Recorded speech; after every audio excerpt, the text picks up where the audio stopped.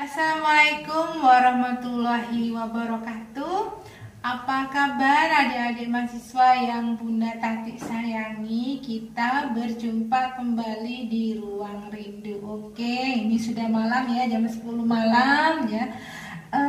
Pada pertemuan yang kedua ini kita akan membahas tentang permasalahan anak berkebutuhan khusus ya, yang terdiri dari 3 subbab ya. Yang pertama adalah anak berkebutuhan khusus, dan ini sudah Bunda jabarkan ya di video Bunda yang lalu, nanti Bunda coba untuk mengirimkan linknya lagi ya di WhatsApp grup ya.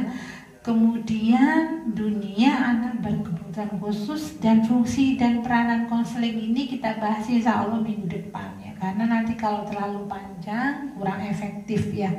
Oke, jadi kita pahami bahwa dunia anak berkebutuhan khusus ini sama dengan dunia kita ya, dunia yang seharusnya itu membahagiakan ya, membuat bahagia dan semangat ya. Jadi juga ada permasalahan-permasalahan yang datang ya untuk semakin memperkuat mental kita, oke ya.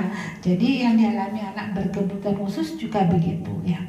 Jadi kita pahami bahwa untuk meminimalisir itu untuk mengurangi ya permasalahan yang dihadapi anak berkebutuhan khusus itu, maka pemerintah sudah kita ketahui bersama bahwa telah mencanangkan pendidikan inklusi ya.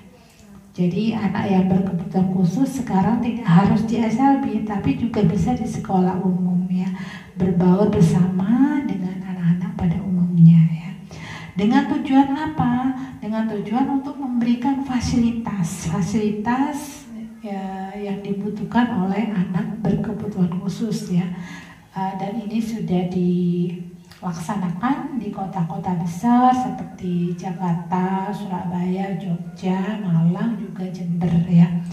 Namun kenyataannya, apakah program ini sudah terlaksana dengan baik? Bunda nyatakan belum ya, karena masih ditemukan ya dari hasil-hasil riset dan penelitian nih kendala-kendala, permasalahan baru di sekolah ya, khususnya permasalahan yang dialami guru yang ini nantinya akan berimbas pada peserta didik, khususnya pada anak berkebutuhan khusus ya. Oke. Padahal kita ketahui bersama bahwa jumlah anak berkebutuhan khusus ini setiap tahunnya terus meningkat ya. Jumlah anak berkebutuhan khusus di Indonesia ini setiap tahunnya meningkat ya.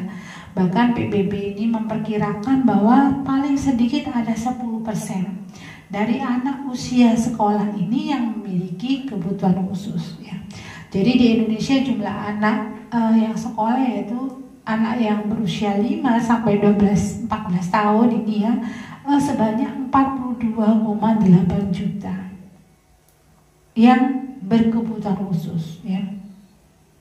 Jadi sebelumnya sebenarnya di Indonesia belum ada data resmi ya, yang data resmi yang dikeluarkan oleh pemerintah ya. Tetapi menurut data terbaru, jumlah anak berkebutuhan khusus di Indonesia ini tercatat mencapai 1.544.184 anak. Coba bayangkan ya, dengan 330.764 anak, jadi 21,42% yang berada pada rentang usia 5 sampai 18 tahun ya. Jadi dari jumlah tersebut hanya 85.737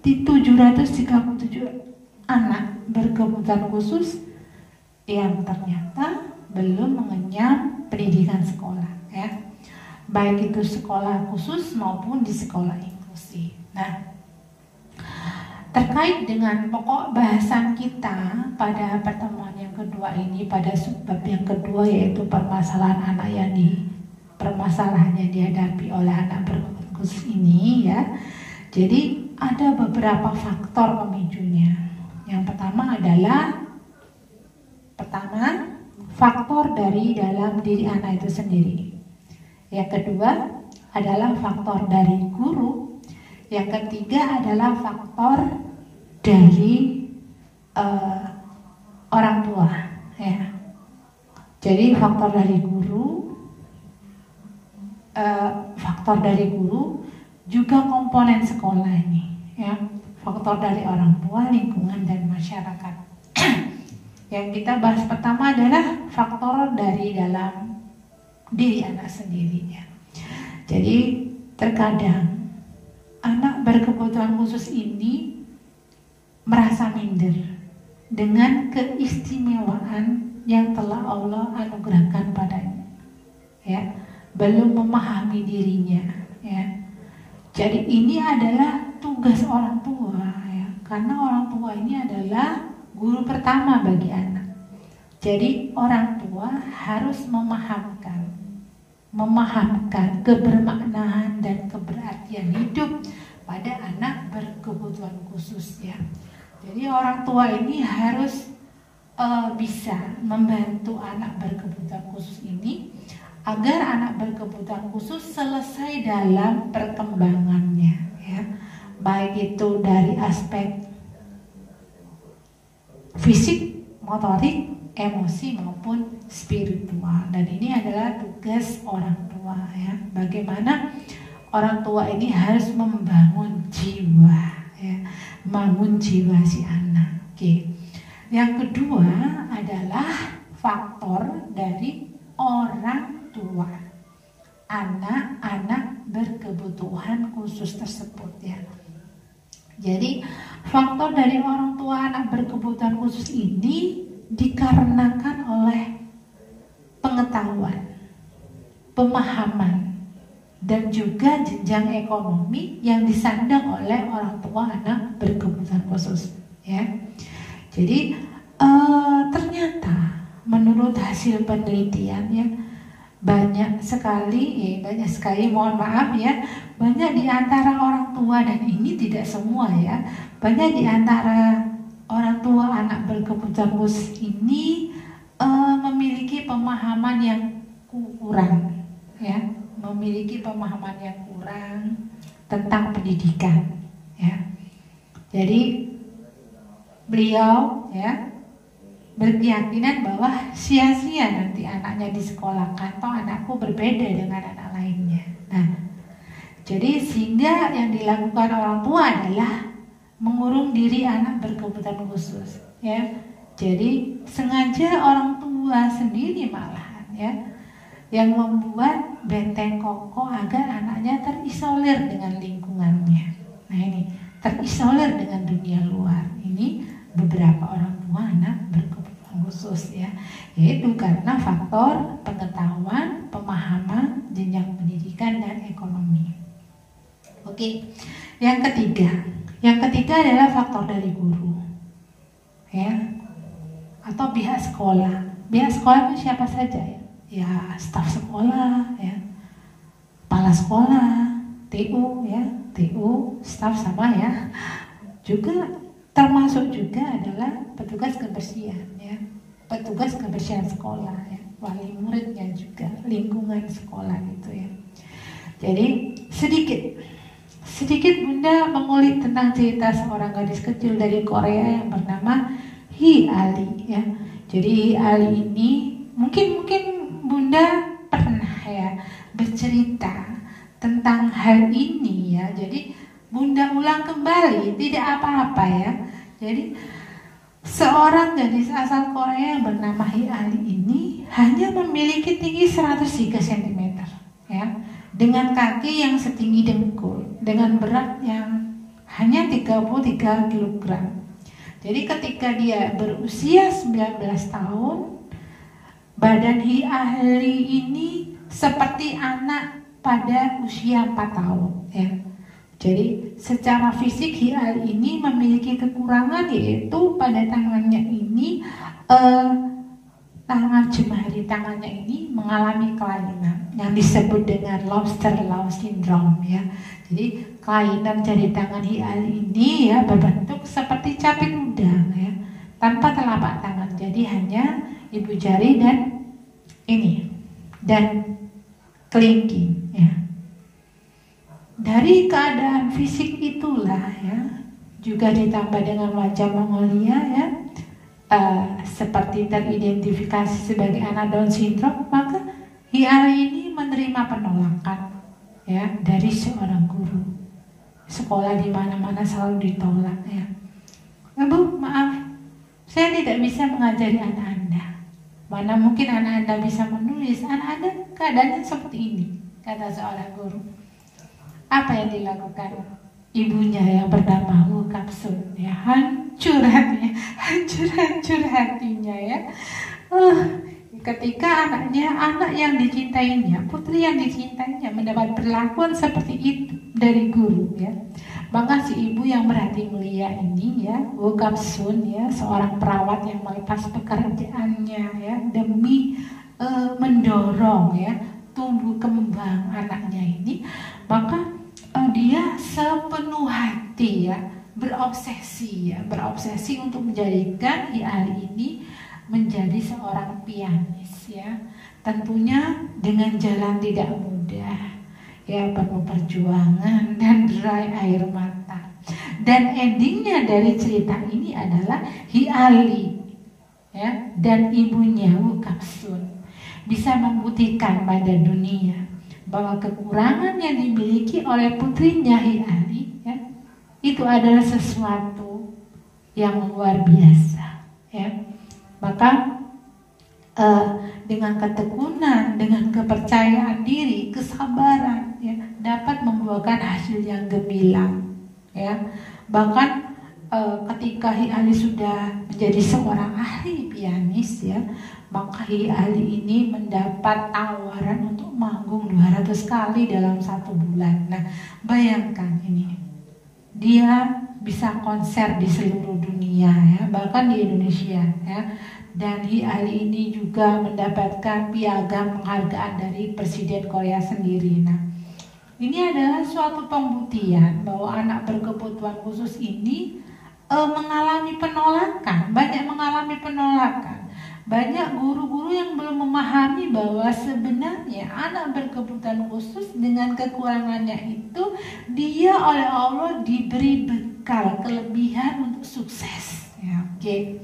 Nah, selanjutnya Bunda bertanya, apakah di Indonesia figur seorang guru yang menolak Hi-Ali ini ya, seorang guru Korea ini, apakah ada seorang guru Korea ini di Indonesia?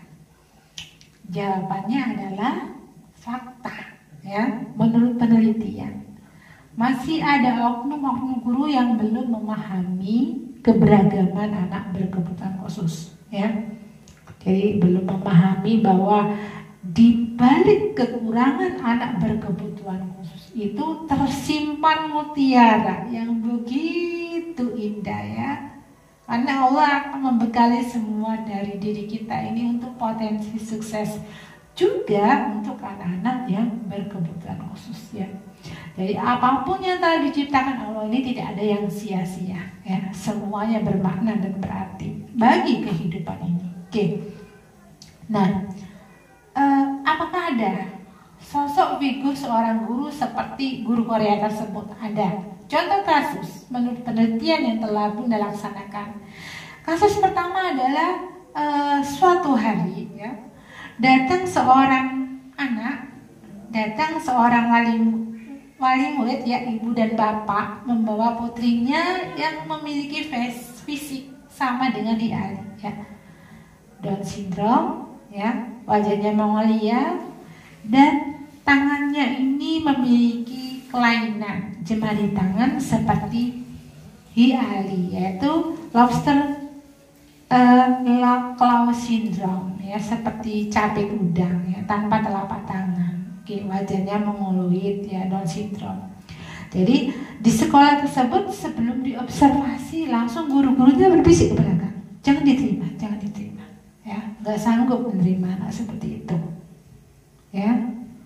Padahal sekolah tersebut adalah sekolah tujuan terakhir bagi orang tua tersebut, karena orang tua tersebut sudah keliling untuk menyekolahkan anaknya di sekolah-sekolah, tidak ada satupun yang menerimanya. Hingga pada akhirnya anak itu tidak sekolah, hingga sampai usia belasan tahun ya. Kenapa? Karena pihak sekolah yang dituju tidak ada yang menerima, karena keadaan fisik ya, keadaan fisik yang disandang oleh anak tersebut. Oke. Nah, kasus kedua, suatu hari datang orang tua membawa anak berkebutuhan khusus yang terdeteksi sebagai autis ya, karena autis itu juga sebuah gangguan perilaku, jadi jalan ada hiperaktifnya. Jadi tanpa diobservasi, pihak sekolah tersebut mengatakan mohon maaf, tidak ada guru yang berkompetensi untuk menangani anak tersebut. Padahal di situ ada GPK ya, ada guru pendamping khusus. Akhirnya apa? Orang tua ini membawa anak tersebut sekolah di sekolah lain yang lokasinya itu jauh dari kediaman, yang mau menerima anak kebutuhan khusus tersebut ya. Jadi endingnya anak kebutuhan khusus itu sampai sekolah sudah merasa lelah, letih, dan ini akan dia jalani selama 6 tahun, bayangkan. Oke. Nah, dari contoh-contoh kasus yang telah Bunda jabarkan di atas ya, marilah kita memahami kembali sebuah peraturan yang tertuang pada Undang-Undang Dasar Nomor 20 Tahun 2003 Pasal 5 yang menyatakan bahwa jadi setiap warga negara ini mempunyai hak yang sama. Mempunyai hak yang sama untuk mengenyang pendidikan ya, termasuk warga negara yang memiliki kelainan fisik, emosional, intelektual, mental, dan atau sosial. Jadi mereka berhak untuk menerima atau memperoleh pendidikan khusus. Dan ini harus dipahami oleh semua guru sebenarnya ya, oleh akademisi, oleh semua guru. Oke. Nah, berkaitan dengan masalah tersebut yang terkait pada Undang-Undang Nomor 20 Tahun 2003 itu ya, jadi pemerintah ini melaksanakan pendidikan inklusi ya, untuk memfasilitasi dan memberikan hak pada anak-anak berkebutuhan khusus ya. Jadi pada tahun 2001 pemerintah ini telah melakukan uji coba perintisan sekolah inklusi di daerah Yogyakarta dan daerah ibu kota Jakarta ya. Dan pada tahun 2004 pemerintah Indonesia melalui deklarasi Bandung mengumumkan secara resmi program Indonesia menuju pendidikan inklusi. Nah, akan tetapi dalam pelaksanaan itu masih banyak ditemukan kendala.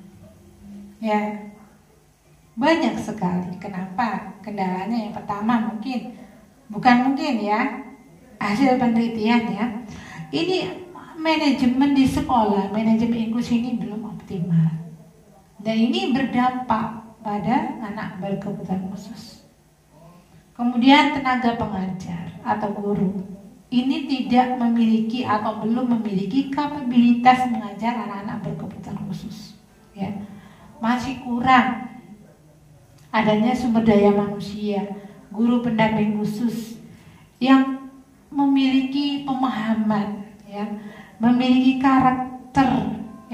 karakter untuk mau memahami karakteristik anak-anak berkebutuhan khusus, dan belum menguasai metode-metode untuk menangani anak berkebutuhan khusus.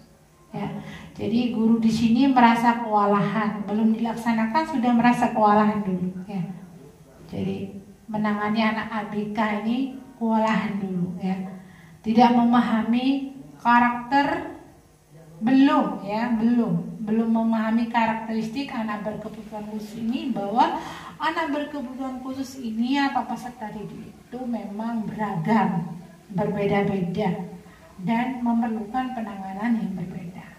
Yang ketiga adalah kurangnya guru pendamping kelas ya.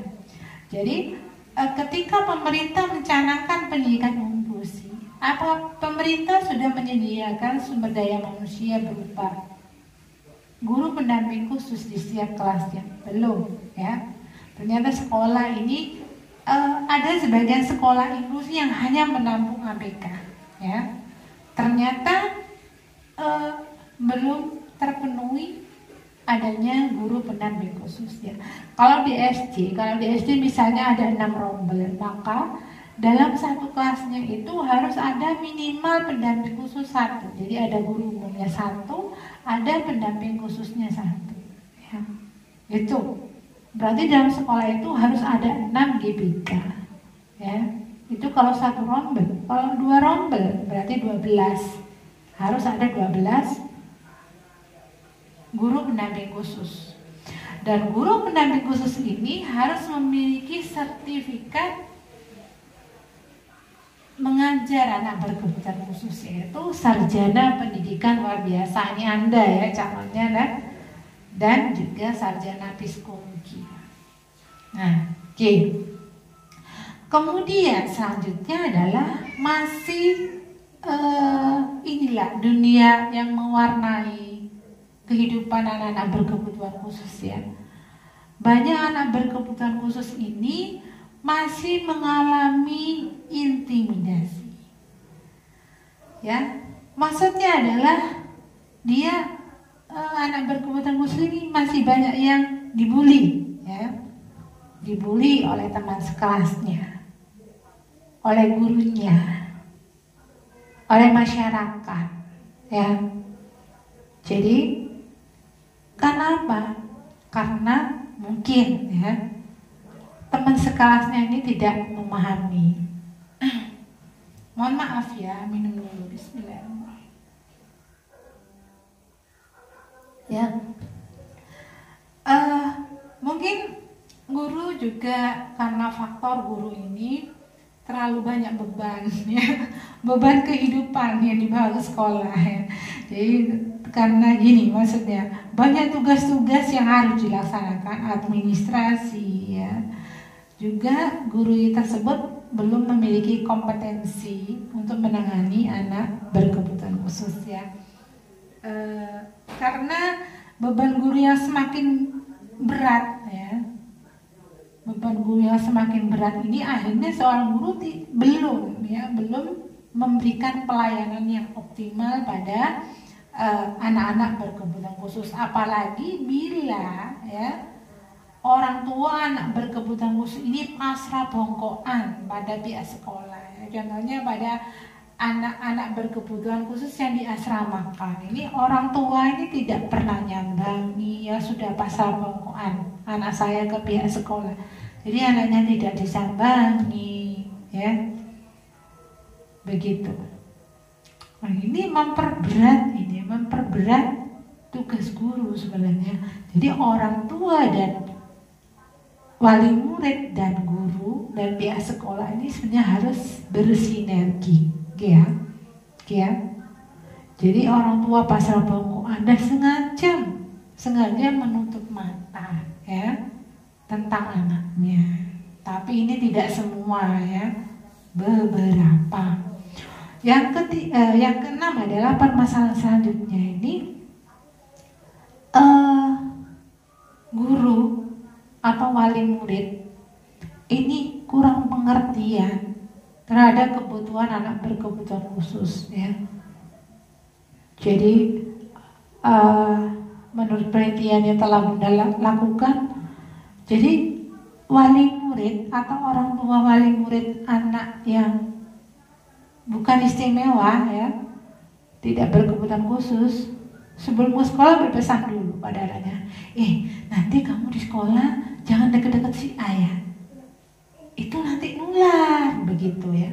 Jadi dikiranya autis itu menular. Jadi anaknya disuruh menjauhi anak berkebutuhan khusus tersebut, ya.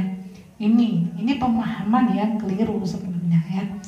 Jadi dari hasil penelitian yang telah Bunda tadi laksanakan, juga pendapat dari beberapa ahli yang telah Bunda jabarkan tersebut di atas, maka dapat kita tarik sebuah kesimpulan bahwasannya permasalahan-permasalahan yang timbul ini sebenarnya dikarenakan pihak sekolah, ya, pihak sekolah dari guru, staf, ya, kepala sekolah, ya, pokoknya semua komponen dalam sekolah ini, ya, termasuk petugas kebersihan ini, ya, wali murid atau masyarakat di lingkungan sekolah tersebut, ya, belum sepenuhnya memahami atau mengetahui bagaimana cara yang tepat untuk menangani anak berkebutuhan khusus. Belum memahami bagaimana cara yang tepat untuk memperlakukan anak berkebutuhan khusus, ya. Belum memahami bahwa semua yang diciptakan oleh Allah ini, ya, mulia di mata Allah. Yang membedakan hanya kadar ketakwaan, ya. Kemudian semuanya memiliki potensi sukses, ya. Dan perlu dipahamkan juga pada orang tua bahwa anak berkebutuhan khusus itu tidak menular. Dan ini sebuah asumsi yang bukan hanya dimiliki oleh orang-orang di daerah terpencil, tapi juga di daerah kota besar ini, ya. Jadi tugas kita sebagai akademisi, tugas Anda sebagai calon ilmuwan, ya, tugas Anda sebagai calon guru atau Anda sebagai guru, ya, Bapak Haryanto dan kawan-kawan yang sudah menjadi guru, ya, ini membantu pemerintah.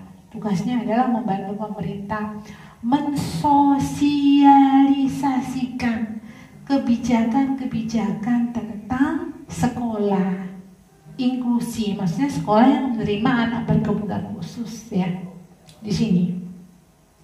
Dan pemerintah ini memiliki kewenangan dan tugas penting untuk mensosialisasikan kebijakan-kebijakan tentang inklusi, yaitu mengadakan pelatihan-pelatihan pada guru, pada masyarakat, juga pada wali murid. Itu penting loh, ya.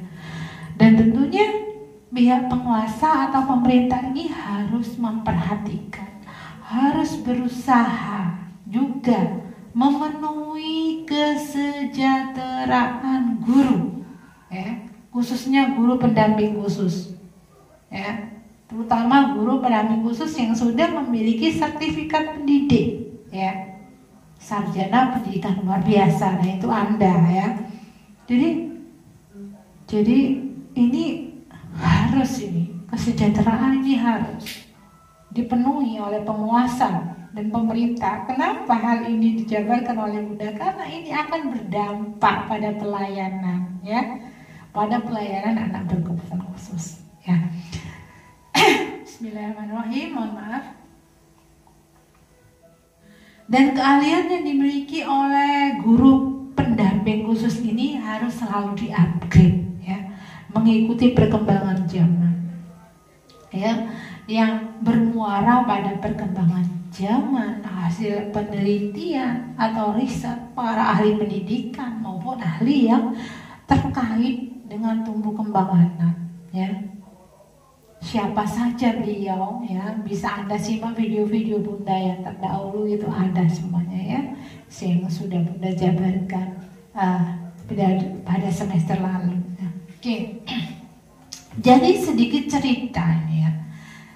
Ketika Bunda belasan tahun menjadi guru pendamping khusus, ya, diantaranya 3 tahun di kota Surabaya, ya, Bunda acungi jempol 2 jempol pada kota Surabaya. Kenapa?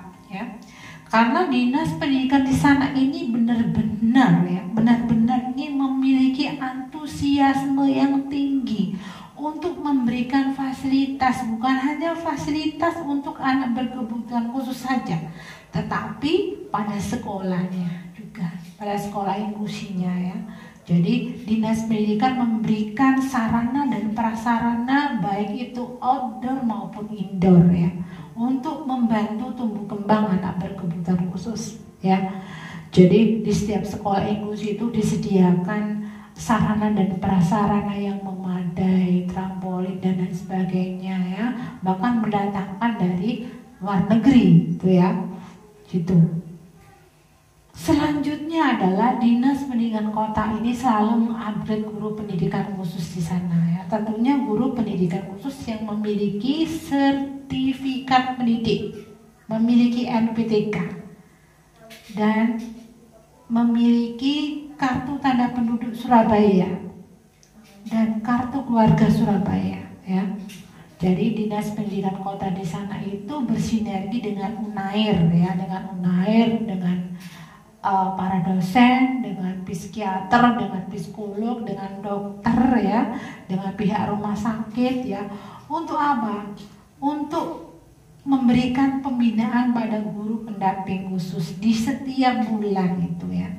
Jadi di sekolah-sekolah inklusi itu malah di sana itu, ya, semacam ada tunjangan untuk guru inklusi, bahkan guru umumnya. Jadi di sana diwajibkan waktu itu membayar 50.000 biaya sekolah untuk guru pendamping khusus, dan semuanya ikut, ya. Karena apa? Memang pemerintah memfasilitasi semuanya, ya. Kesejahteraan terfasilitasi, tunjangan terfasilitasi, prasarana dan sarana dan prasarana terfasilitasi. Oke, good, ya. Oke. Jadi, dan tak kalah pentingnya ini, kenapa Bunda sampaikan? Karena ini berkorelasi dengan, ya, nantinya pelayanan pada anak berkebutuhan khusus, yaitu tentang kesejahteraan. Jadi kesejahteraan seorang guru pendamping khusus ini adalah tugas penguasa dan tugas pemerintah, ya, untuk memberikan perhatian pada guru pendamping khusus, ya. Jadi kalau sedikit cerita, ya, kalau di Surabaya itu dulu awalnya itu semua GPK boleh, ya. Semua GPK itu tidak apa-apa walaupun tidak memiliki latar belakang latar belakang sarjana pendidikan luar biasa atau psikologi. Tapi pada tahun 2016 yang tidak memiliki kualifikasi untuk membimbing anak berkebutuhan khusus ini diputar, dirotasi, ya, jadi diganti. Jadi setiap sekolah itu memiliki minimal 6 guru pendamping khusus. Dan ini bukan main, gajinya UMK 3 juta dan sekarang sudah 5 juta, melebihi pegawai negeri, ya. Kenapa? Pemerintah begitu perhatian dengan guru pendamping khusus, ya. Karena pihak penguasa dan pemerintah ini mengetahui bahwa kesejahteraan yang diterima oleh guru ini akan berdampak, ya, pada pelayanan yang akhirnya bermuara pada tumbuh kembang anak berkebutuhan khusus, ya. Mengapa Bunda menyentil hal ini? Iya, karena kesejahteraan seorang guru ini akan berdampak positif, ya. Jika gurunya sejahtera, pelayanannya baik. Walaupun guru ini soal panggilan jiwa, soal keikhlasan yang tak perlu diucapkan, ya.